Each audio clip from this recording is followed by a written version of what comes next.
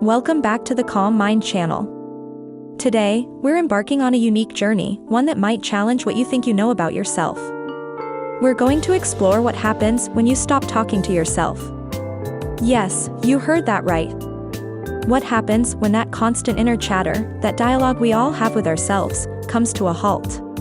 Now, you might be wondering, why would I want to stop talking to myself? Or, is that even possible? Well, that's exactly what we're here to find out.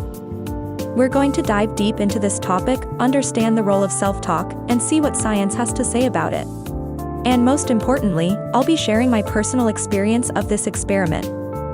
Yes, I've spent a considerable amount of time without indulging in self-talk, and I can't wait to share the results with you. So, are you ready to embark on this journey with me? Let's dive in and find out what happens when you stop talking to yourself.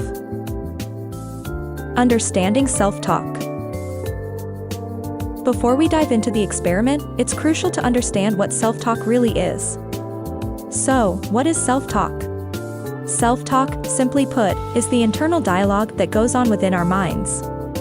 It's that voice in your head that comments, criticizes, encourages, or even scolds you throughout the day. Now, self-talk can be both positive and negative. Positive self-talk can be encouraging, like when you tell yourself "I can do this" before a big presentation. Negative self-talk, on the other hand, can be quite damaging. It's when you tell yourself things like "I'm not good enough" or "I always mess up."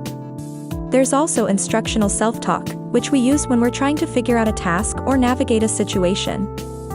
For example, when you're cooking a new recipe and you're mentally going through the steps. Self-talk is a constant companion for most of us. It shapes our perception of ourselves and the world around us. But what happens when this constant companion goes silent? That's what we're here to find out. The experiment, stopping self-talk. Alright, let's dive into the heart of our topic today, the experiment of stopping self-talk. Now, you might be wondering, how do you even stop talking to yourself? It's a good question. The first step is awareness. We need to become aware of our self-talk. This means catching ourselves in the act of self-dialogue, whether it's positive, negative, or instructional. Once we're aware of our self-talk, the next step is to consciously choose to stop it. This doesn't mean suppressing our thoughts, but rather, letting them pass without engaging in a dialogue. It's about observing without participating. Now, I won't lie to you. This was a challenging experiment. It's not easy to break a habit that's been with us since we learned to think. But it was also an enlightening experience. During this experiment, I faced several challenges. There were times when I caught myself slipping back into self-talk, especially during stressful situations. But with practice, I was able to bring my focus back to the present moment, without engaging in self-dialogue. The results: life without self-talk. Now, let's talk about the results. What happens when you stop talking to yourself? What changes do you notice in your mental state and behavior? The first thing I noticed was a sense of calm. Without the constant chatter in my head, I felt more at peace. It was as if a noisy radio that had been playing in the background was finally turned off. I also noticed that I was more present in the moment. Without the distraction of self-talk, I was able to fully engage with my surroundings and the task at hand. It was a refreshing change. However, it wasn't all positive. There were times when I felt a bit lost without my internal dialogue. Especially during decision-making, I missed the guidance that my self-talk often provided. I also received feedback from viewers who tried this experiment. Some reported similar experiences of calm and presence, while others found it challenging and even uncomfortable to silence their self-talk. The science behind the results. Now that we've discussed the results of the experiment, let's delve into the science behind it.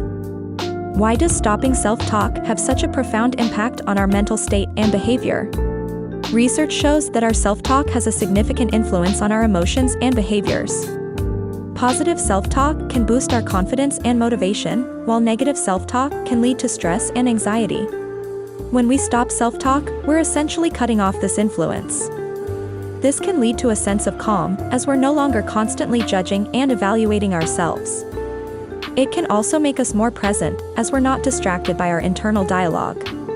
However, self-talk also serves a crucial function in our cognitive processes.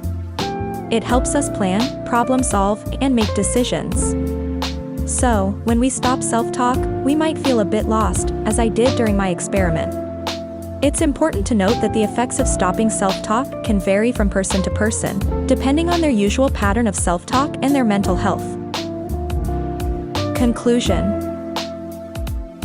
We've come a long way in our exploration today. We've understood what self-talk is, we've gone through the process of stopping it, and we've seen the results of this unique experiment. Stopping self-talk can lead to a sense of calm and presence, as we're no longer constantly judging and evaluating ourselves. However, it can also make us feel a bit lost, especially during decision-making, as we're missing the guidance that our self-talk often provides. The science behind these results shows us that our self-talk has a significant influence on our emotions and behaviors. But it also serves a crucial function in our cognitive processes. So, should you stop talking to yourself? Well, that's a personal decision. This experiment has shown us that it can have both positive and negative effects. It's all about finding a balance that works for you. Perhaps the key takeaway here is the importance of being aware of our self-talk. Whether we choose to engage in it or not, being aware of it allows us to better understand ourselves and our reactions to the world around us. I hope this exploration has given you some food for thought.